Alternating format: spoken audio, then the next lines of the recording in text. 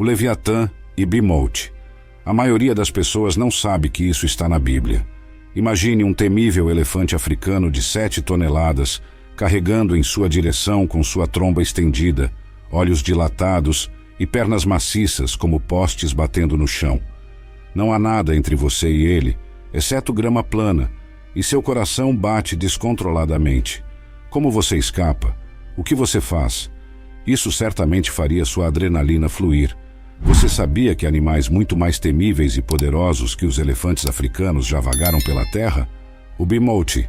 Vemos essa grande fera no livro de Jó. Tudo começou com um homem rico chamado Jó, residindo em Uz com sua família extensa e vastos rebanhos. Ele é íntegro e justo, sempre se esforçando para viver uma vida moral. Ele tinha um relacionamento muito disciplinado com Deus. Deus exalta as virtudes de Jó para Satanás, mas Satanás contra-argumenta que Jó é apenas justo porque Deus o favoreceu excessivamente. Satanás desafia Deus, dizendo que, se lhe for dado permissão para infligir sofrimento, Jó mudará e amaldiçoará Deus. Deus permite que Satanás atormente Jó para testar essa ousada afirmação, mas impede Satanás de tirar a vida de Jó. Jó recebe 4 relatórios em um dia, cada um informando que suas ovelhas, servos e 10 filhos morreram devido a invasores ladrões ou desastres naturais. No meio de seu sofrimento, Jó rasga suas roupas e raspa a cabeça. Mas em suas orações, ele continua a louvar Deus. Satanás reaparece no céu e Deus lhe dá mais uma chance de provar o valor de Jó, testando-o.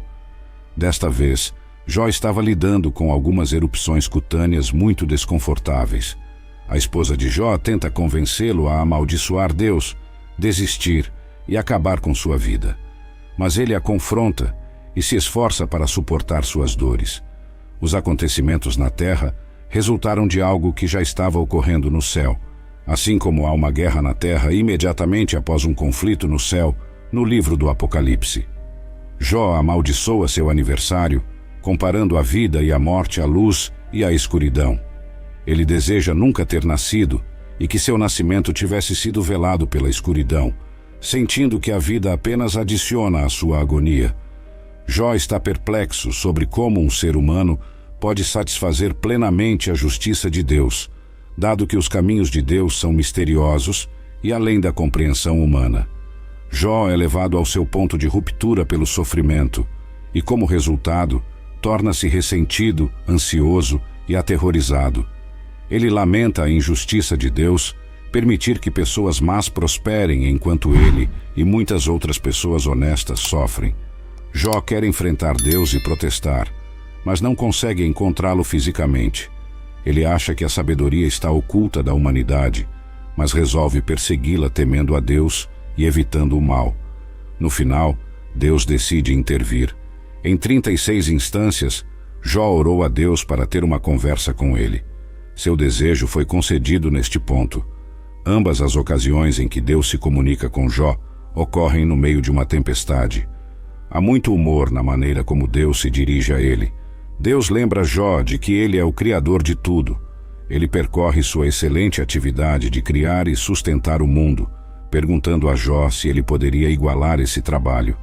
Ele termina perguntando se Jó é capaz de julgar, dizendo-lhe que é impertinente para Jó acreditar que Deus deveria se explicar para ele. Jó é feito para se sentir muito pequeno. Eventualmente, Jó responde: "Eu sou indigno. Como posso responder a você? Coloco minha mão sobre minha boca. Eu falei uma vez, mas não tenho resposta. 2 vezes, mas não direi mais nada." Na segunda rodada, Deus não fala sobre si mesmo como Criador, mas sobre suas criaturas. O discurso está cheio de humor mais uma vez. Ele pergunta a Jó sobre seus pensamentos no Bimote, como se essas fantásticas feras contivessem as respostas para as questões significativas da vida. Jó 40, 15 e 24. Eis agora o Bimote, que eu criei como a ti. Ele come grama como um boi. Vê agora, sua força está nos seus lombos e seu poder nos músculos e tendões de seu ventre. Ele balança sua cauda como um cedro. Os tendões de suas coxas são torcidos e entrelaçados como uma corda. Seus ossos são tubos de bronze. Seus membros são como barras de ferro. Ele é o primeiro em magnitude e poder das obras de Deus. Somente aquele que o fez pode aproximar sua espada para dominá-lo. Certamente, as montanhas lhe trazem comida, e todos os animais selvagens brincam lá. Ele se deita sob as plantas de lótus no abrigo oculto dos juncos no pântano. As plantas de lótus o cobrem com sua sombra. Os salgueiros do riacho o cercam. Se um rio se enfurece e transborda, ele não treme, ele está confiante. Mesmo que o rio Jordão inche e se precipite contra sua boca, alguém pode capturá-lo enquanto ele está em guarda ou perfurar seu nariz com arpões para prendê-lo. Anteriormente, o foco era mais sobre o mistério da criação animal. No entanto, agora o foco mudou para o medo, e ainda assim, a magnificência das criações de Deus. O Bimote foi o primeiro entre as obras de Deus, como vemos no verso 19. Isso se refere a Gênesis 1:21, onde os primeiros animais mencionados são as grandes criaturas marinhas. Conforme declarado no verso 19, o Bimote foi a primeira das criações de Deus. Gênesis 1:21. Deus criou os grandes monstros marinhos e todas as criaturas viventes que se movem, com as quais as águas se encheram segundo a sua espécie, e todas as aves de asas, segundo a sua espécie. E Deus viu que isso era bom, e ele afirmou e sustentou isso. A identidade do Bimote. O Bimote é uma das poucas criaturas bíblicas sobre as quais os historiadores discutiram por bastante tempo. A comunidade acadêmica ainda está tentando chegar a um consenso sobre muitos aspectos desta criatura, mas eles sabem duas coisas. Ele era enorme e tinha um umbigo. A evidência de um umbigo mostra que não é um animal que põe ovos. Lemos: ele come grama como um boi. Seu poder está nos músculos do seu estômago. Deus parece ter grande prazer em descrever a maravilha dessa criatura extraordinária, apontando seu tamanho, apetite e comportamentos ao longo do caminho. A imagem é clara. Se Jó não pode competir com sua criatura companheira, como ele poderia competir com um Deus que criou o Bimote? A palavra hebraica Bimote tem a mesma forma que o plural do substantivo hebraico Behemá, que significa besta, sugerindo um significado aumentativo de grande besta. A palavra de Deus deixa muito claro quem criou esta grande besta. João 1:3. Por meio dele todas as coisas foram feitas. Sem ele, nada do que foi feito se fez. Ele foi quem criou o Bimote. Ele mesmo não era um ser criado. Em vez disso, ele foi a fonte de toda a criação. Isso inclui a humanidade, os animais, os planetas celestiais e os anjos, tudo visível e invisível. Sem ele, nada do que foi feito se fez. Não pode haver exceção possível. Se algo foi feito, ele o fez. Como Criador, ele é claro, superior a qualquer coisa que ele criou. Todas as três pessoas da Trindade estiveram envolvidas no trabalho da criação. Deus criou os céus e a terra, e o Espírito de Deus pairava sobre a face das águas. Todas as coisas foram criadas por meio dele, Cristo, e para ele. É possível que tal besta tenha vagado pela terra com pessoas? O Bimote era um hipopótamo? Muitas pessoas pensam que Deus tinha em mente o que chamamos de hipopótamo, uma das maiores, mais poderosas e mais perigosas criaturas terrestres do mundo. O hipopótamo era definitivamente conhecido nos tempos bíblicos, particularmente no Egito.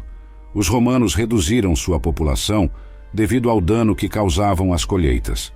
Embora seja chamado de cavalo do rio, o hipopótamo está mais relacionado aos porcos do que aos cavalos. As mandíbulas abertas do hipopótamo oferecem uma imagem convincente. Ou o Bimote era um elefante. De acordo com a maioria dos apologistas bíblicos, Bimote em hebraico refere-se a uma besta de 4 patas, que eles acreditam ser um elefante. Aqueles que favorecem os hipopótamos fazem isso porque Jó 40:23 fala sobre a enorme boca do Bimote bebendo o rio Jordão jorrante. No entanto, há duas preocupações com essa teoria. Primeiro, o livro de Jó descreve o Bimote como tendo uma grande cauda que se move como um cedro. Elefantes têm caudas pequenas, fracas, semelhantes às de porcos. Segundo, Jó descreve o Bimote como tão massivo que o homem não pode controlá-lo. Ninguém pode pegá-lo desprevenido ou colocar um anel em seu nariz e levá-lo embora. Jó 40, 24. Com base no verso 19, parece que a criatura descrita na história de Jó era grande demais para as pessoas que viviam durante seu tempo derrotarem. Essas descrições não podem ser atribuídas a nenhum animal presente hoje.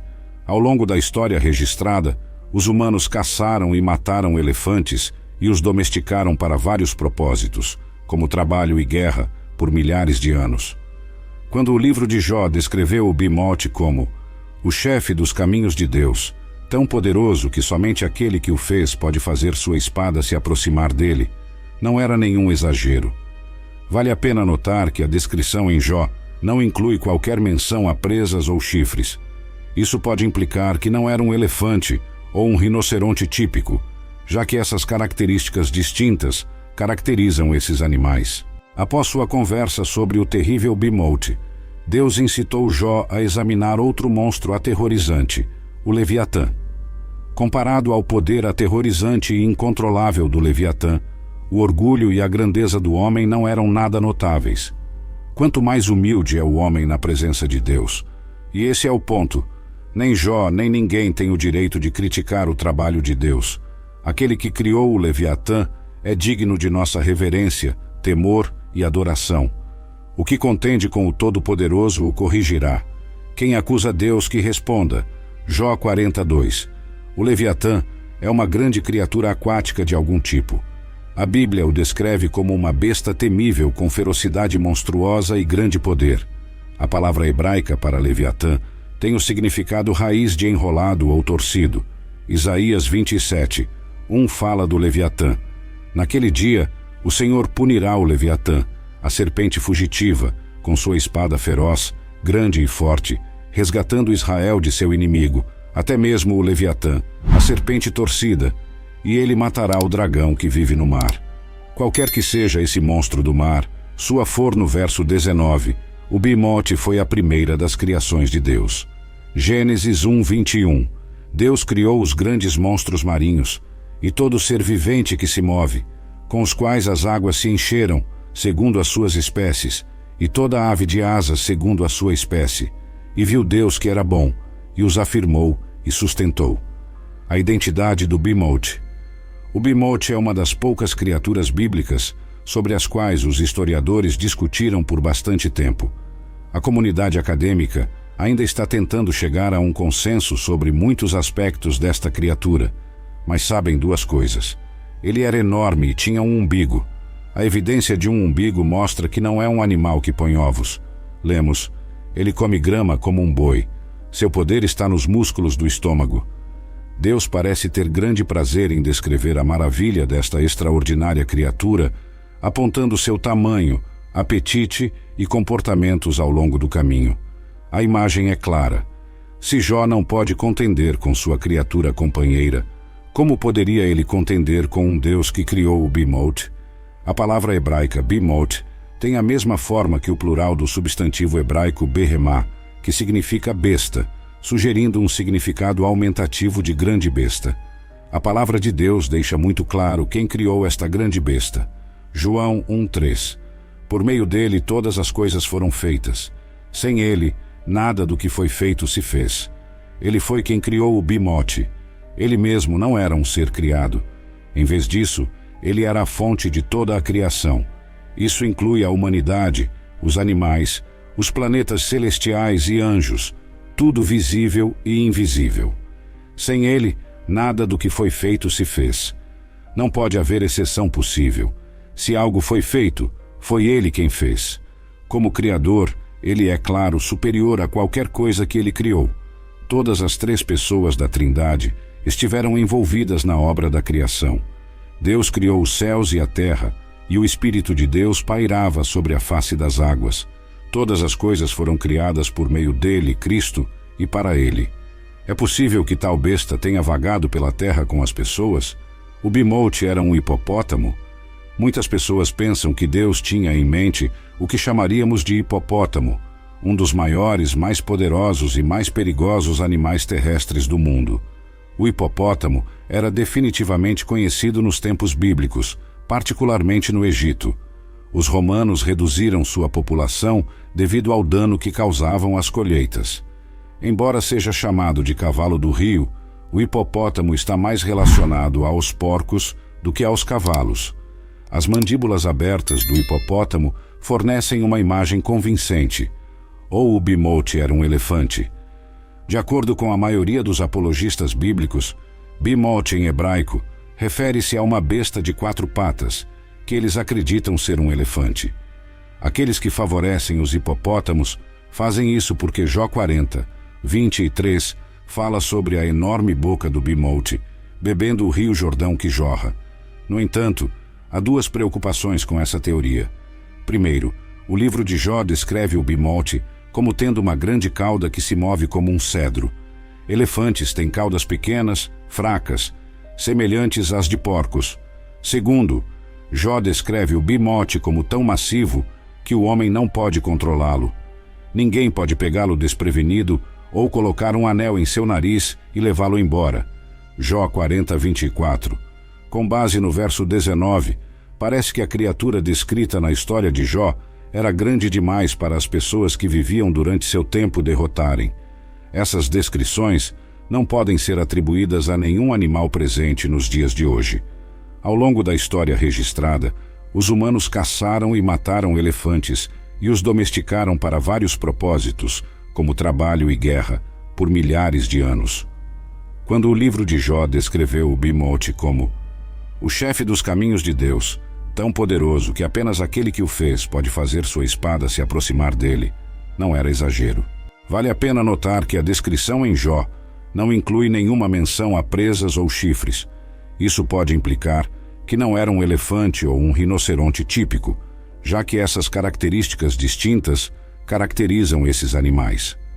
Após sua conversa sobre o aterrorizante bimote, Deus incitou Jó a examinar outro monstro aterrorizante, Leviatã. Comparado ao poder aterrorizante e inconquistável do Leviatã, o orgulho e a grandiosidade do homem não eram nada notáveis. Quanto mais humilde é o homem na presença de Deus. E esse é o ponto. Nem Jó nem ninguém tem o direito de criticar o trabalho de Deus. Aquele que criou Leviatã é digno de nossa reverência, admiração e adoração. Aquele que contende com o Todo-Poderoso o corrigirá. Aquele que acusa Deus, responda-lhe. Jó 42. O Leviatã é uma grande criatura aquática de algum tipo. A Bíblia o descreve como uma besta temível com ferocidade monstruosa e grande poder. A palavra hebraica para Leviatã tem o significado raiz de enrolado ou torcido. Isaías 27, 1 fala do Leviatã. Naquele dia, o Senhor castigará com sua espada, forte, grande e poderosa, o Leviatã, a serpente fugidia, o Leviatã, a serpente torcida, e matará o dragão que está no mar. Seja lá o que for esse monstro do mar, sua força e natureza selvagem eram bem conhecidas. As feras no mar glorificam a Deus. Salmo 96, 11 a 12. Alegrem-se os céus e exulte a terra. Ressoe o mar e tudo o que nele existe. Regozijem-se os campos e tudo o que neles há. Então todas as árvores da floresta cantarão de alegria. O Antigo Testamento contém várias menções ao Leviatã. De acordo com a maioria dessas passagens, o Leviatã é uma criatura real que as pessoas conheciam, embora mantivessem distância e apenas soubessem dela por reputação, ao invés de vista. Em Salmo 104, 25 a 26, Deus é louvado como aquele que criou o habitat para o Leviatã. Ali está o mar, vasto e espaçoso, onde se movem seres inumeráveis, tanto pequenos quanto grandes. Ali os navios velejam, e o Leviatã, que formaste para brincar ali.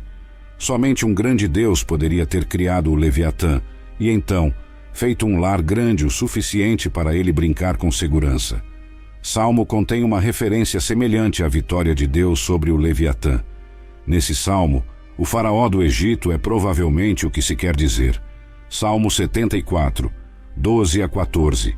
Mas Deus é o meu rei desde a antiguidade. Ele traz salvação sobre a terra. Foi tu que dividiste o mar pela tua força e quebraste as cabeças dos monstros nas águas. Foi tu que esmagaste as cabeças do Leviatã e o deste por comida aos habitantes do deserto. Qual era o propósito por trás da criação de Deus de tal animal magnífico? E qual era a lição que ele pretendia ensinar a Jó, e subsequentemente a todos nós? A lição era uma de humildade. Para combater a imagem inflada que Jó tinha de si mesmo, Deus desejava demonstrar a esse homem quão pequeno ele era no grande esquema das coisas, usando Jó como exemplo. Você provavelmente sentiria sentimentos de insignificância e impotência se um elefante africano enfurecido confrontasse você enquanto estivesse sozinho.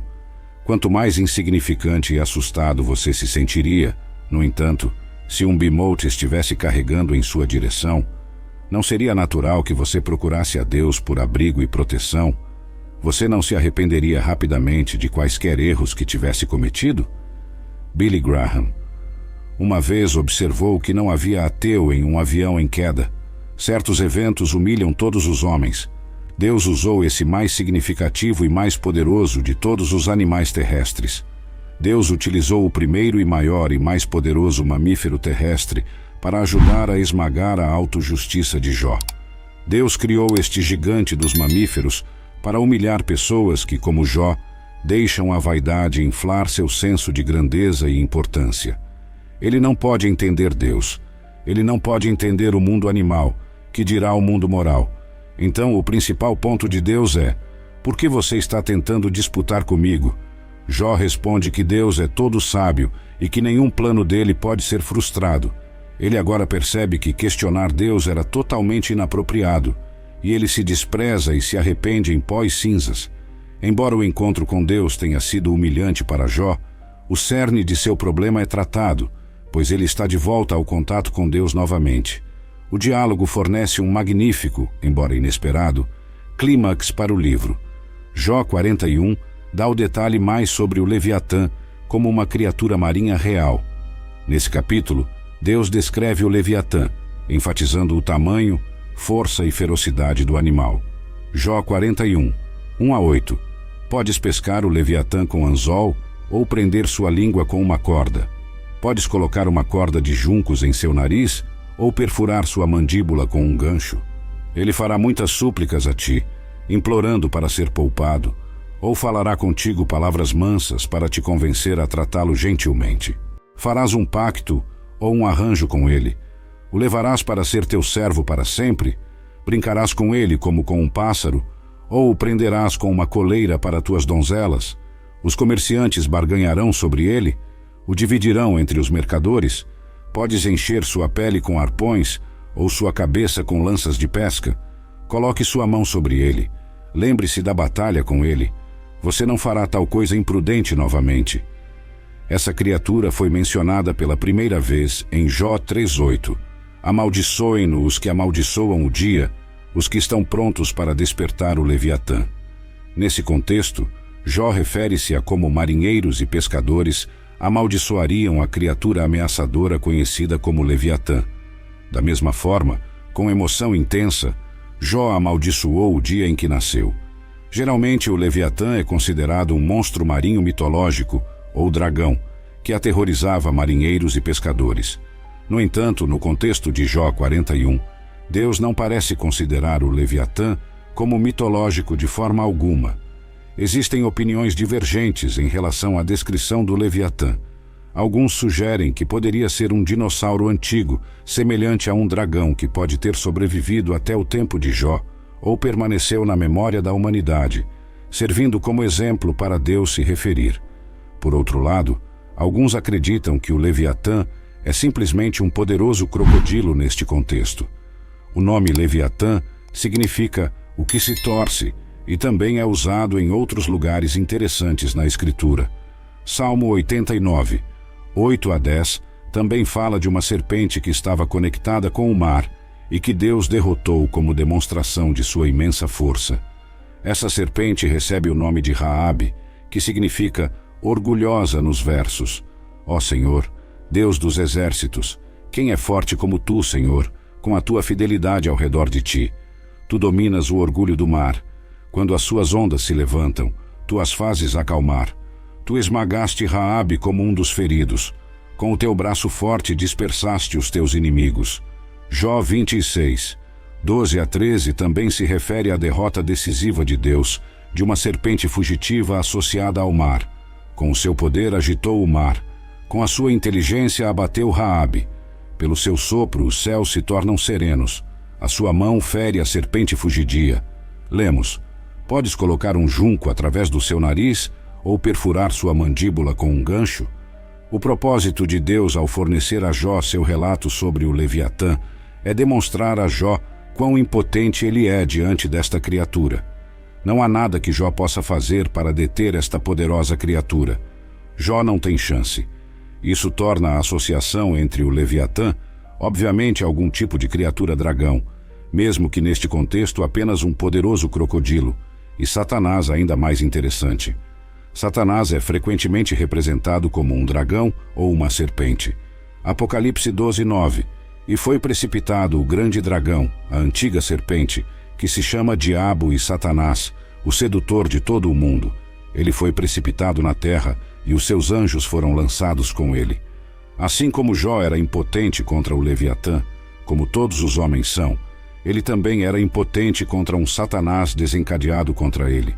Somente Deus poderia derrotar o Leviatã e Satanás. A questão deixada para Jó era esta: poderás tu? Isso o fez perceber suas próprias limitações em vários aspectos da vida e também o lembrou da força de Deus. Jó 3, 8-11. Amaldiçoem-no os que amaldiçoam o dia, os que estão prontos para despertar o Leviatã. Que as estrelas da sua alvorada sejam obscuras. Espere pela luz, mas não a veja, nem veja as pálpebras da manhã, porque não fechou as portas do ventre de minha mãe, nem escondeu a aflição dos meus olhos. Porque não morri ao nascer, saindo do ventre e expirando? Se a humanidade não pode dominar o Leviatã, não pode esperar dominar Deus. Lemos: quem, pois, é capaz de se manter firme contra mim? Esta foi outra maneira eficaz de colocar Jó em seu devido lugar diante de Deus. Há um segundo ponto também importante, que Deus mesmo era mestre sobre o Leviatã. Tudo debaixo dos céus é meu. Ao falar de seu domínio sobre o Bimote e o Leviatã, o autor e o leitor têm uma compreensão completa da situação, da qual Jó não tem conhecimento. Jó 41, 12-17. Não me calarei a respeito de suas partes, nem da sua grande força, nem da beleza de sua estrutura. Quem pode descobrir a face de sua vestimenta? Quem entrará em suas mandíbulas duplas? Quem abrirá as portas de sua face? Ao redor de seus dentes há terror. Seu orgulho são as escamas fortes, seladas com um selo apertado. Uma é tão próxima da outra que não entra ar entre elas. Estão ligadas uma à outra. Agarram-se e não se podem separar. Lemos: não ocultarei seus membros, nem a sua grande força, nem a formosura de sua proporção. O Senhor vai agora retratar com maior detalhe a grandeza e o esplendor desta criatura, para reforçar o ponto feito na sessão anterior, de que Jó não pode ficar de pé contra o Leviatã. Portanto, ele não pode esperar ficar de pé contra Deus. Lemos: quem pode tirar sua capa externa, terríveis dentes ao redor, fileiras de escamas juntam uma à outra. Algumas pessoas acreditam que a descrição do Leviatã, com sua pele escamosa, semelhante a uma armadura e numerosos dentes aterrorizantes, sugere que, neste contexto bíblico, Deus estava imaginando um poderoso crocodilo. Jó 41, 18-21. Seus espirros lançam luz, e seus olhos são como as pálpebras da alvorada. Da sua boca saem tochas, faíscas de fogo saltam fora. Do seu nariz sai fumaça, como de um caldeirão fervente e de juncos ardentes. Seu hálito acende carvões, e da sua boca sai chama. No entanto, essa descrição do Leviatã parece definitivamente a lenda de um crocodilo. Lemos: fumaça sai de suas narinas, chama sai de sua boca. Esta descrição do Leviatã parece muito mais com um dragão do que qualquer outra coisa que venha à mente.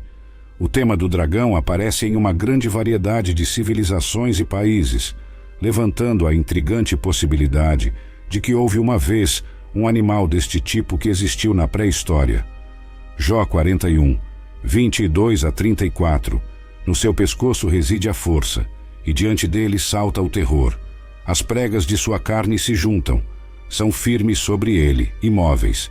Seu coração é firme como pedra, sim, firme como a pedra debaixo do moinho. Quando se levanta, os valentes temem, por causa do desespero se purificam. A espada que o alcançar não subsistirá, nem a lança, nem o dardo, nem o arpão. Ele considera o ferro como palha, e o bronze como madeira podre. A flecha não o fará fugir. As pedras de funda são para ele como restou, como demonstração de sua imensa força. Essa serpente recebe o nome de Raabe, que significa orgulhosa nos versos. Ó Senhor, Deus dos exércitos, quem é forte como tu, Senhor, com a tua fidelidade ao redor de ti? Tu dominas o orgulho do mar. Quando as suas ondas se levantam, tu as fazes acalmar. Tu esmagaste Raabe como um dos feridos. Com o teu braço forte dispersaste os teus inimigos. Jó 26, 12 a 13 também se refere à derrota decisiva de Deus, de uma serpente fugitiva associada ao mar. Com o seu poder agitou o mar. Com a sua inteligência abateu Raabe. Pelo seu sopro os céus se tornam serenos. A sua mão fere a serpente fugidia. Lemos: podes colocar um junco através do seu nariz ou perfurar sua mandíbula com um gancho. O propósito de Deus ao fornecer a Jó seu relato sobre o Leviatã é demonstrar a Jó quão impotente ele é diante desta criatura. Não há nada que Jó possa fazer para deter esta poderosa criatura. Jó não tem chance. Isso torna a associação entre o Leviatã, obviamente algum tipo de criatura dragão, mesmo que neste contexto apenas um poderoso crocodilo, e Satanás ainda mais interessante. Satanás é frequentemente representado como um dragão ou uma serpente. Apocalipse 12:9. E foi precipitado o grande dragão, a antiga serpente, que se chama Diabo e Satanás, o sedutor de todo o mundo. Ele foi precipitado na terra, e os seus anjos foram lançados com ele. Assim como Jó era impotente contra o Leviatã, como todos os homens são, ele também era impotente contra um Satanás desencadeado contra ele. Somente Deus poderia derrotar o Leviatã e Satanás. A questão deixada para Jó era esta: poderás tu? Isso o fez perceber suas próprias limitações em vários aspectos da vida, e também o lembrou da força de Deus. Jó 3, 8 a 11. Amaldiçoem-no os que amaldiçoam o dia, os que estão prontos para despertar o Leviatã. Que as estrelas da sua alvorada sejam obscuras. Espere pela luz, mas não a veja, nem veja as pálpebras da manhã, porque não fechou as portas do ventre de minha mãe, nem escondeu a aflição dos meus olhos. Porque não morri ao nascer, saindo do ventre e expirando.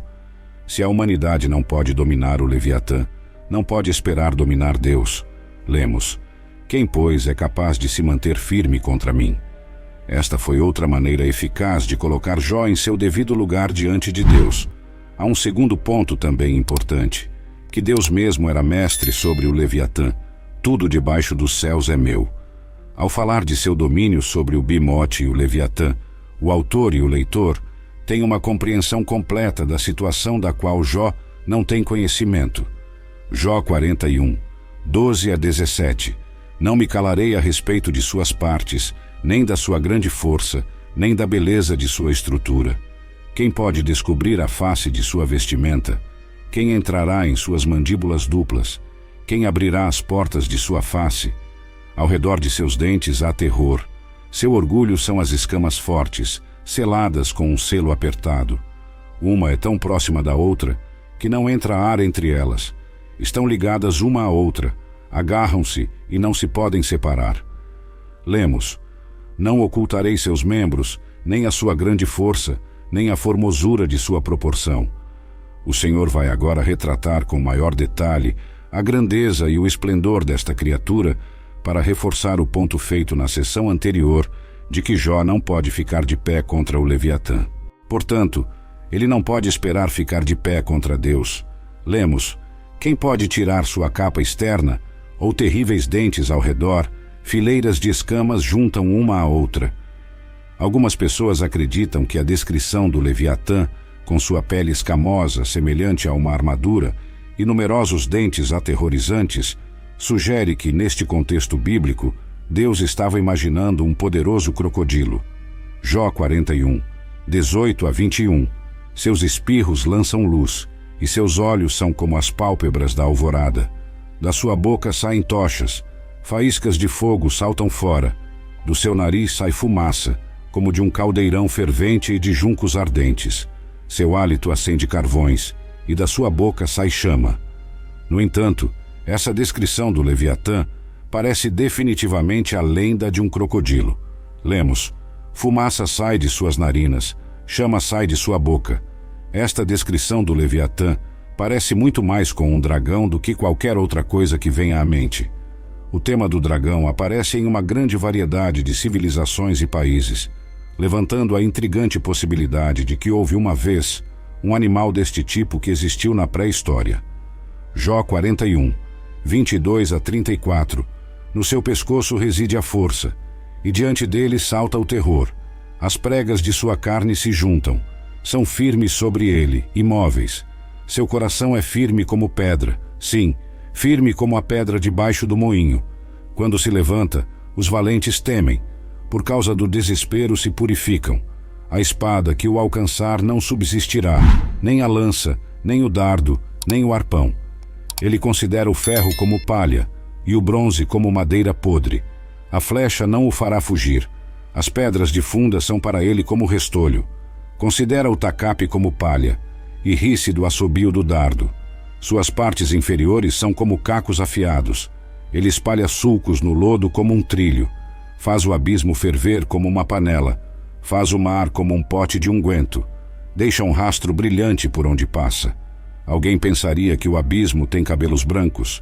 Na terra não há nada que se compare a ele. Ele foi feito sem medo. Ele olha para tudo que é alto. É rei sobre todos os filhos do orgulho.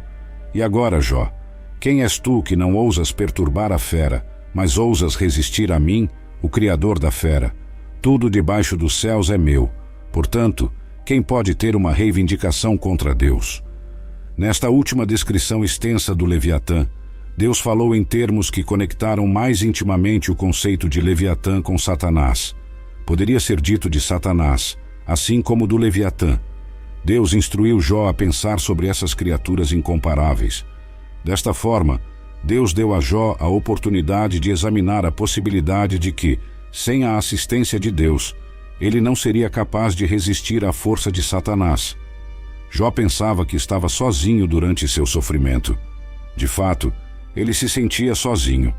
No entanto, essa era a maneira de Deus dizer que ele não estava sozinho, porque se estivesse, certamente teria sucumbido. Deus completa suas observações a Jó, sem nunca contar-lhe a história por trás da história. Jó foi deixado sem saber da situação que provocou toda a sua crise. Embora Jó não conhecesse toda a história, Deus lhe contou de sua grande vitória sobre Leviatã, Satanás, dando a Jó segurança para o passado, o presente e para o futuro. Então, que tipo de besta está sendo discutida em Jó 41? Há comentaristas que sustentam a opinião de que o Leviatã é um crocodilo. Algumas pessoas pensam que é uma baleia, enquanto outros pensam que é um tubarão. De acordo com a descrição dada na Bíblia, é mais provável que o Leviatã seja um réptil marinho gigantesco que agora está extinto. Esta conclusão é tirada do texto da Bíblia. Os eventos do livro de Jó acontecem em um período extremamente antigo da história. Se Deus criou um Leviatã, um animal diante do qual Jó não pode ficar de pé, então quão grande é Deus? Por que Jó está tentando lutar com o Todo-Poderoso? Um Leviatã era uma criatura perigosa que fazia guerreiros experientes virarem as costas e fugirem. Leviatã não é mito, mas sim uma criatura real do mar, sujeita apenas ao seu Criador. O epílogo. O texto muda de poesia para prosa à medida que Jó aceita que não deve culpar Deus por suas provações. Os filhos de Jó, 7 filhos e 3 filhas, propriedades e rebanhos de camelos e ovelhas, são devolvidos a ele por Deus, e ele se torna muito mais rico e feliz do que era antes. Jó não precisava saber o que estava acontecendo no céu, porque Deus tinha seus motivos para permitir que ele sofresse. Há 2 enredos habilmente tecidos juntos, um enredo celestial e um enredo terreno. Os eventos que acontecem na terra são o resultado de algo que já aconteceu no céu. Assim como no livro do Apocalipse, diz que há uma guerra na terra diretamente após uma guerra no céu. Isso pode nos dar a ocasião de reconhecer a bondade de Deus ao exigir que uma besta de tal tamanho, que exige tanta comida, não deva pastar sobre carne, mas deve estar satisfeita com a grama do campo para conter tal destruição de vidas. Existem criaturas mitológicas mencionadas na Bíblia? De fato, há várias criaturas estranhas mencionadas na Palavra de Deus. Algumas representações são simbólicas e simplesmente destinadas a representar certas nações, pessoas ou ideias em visões proféticas.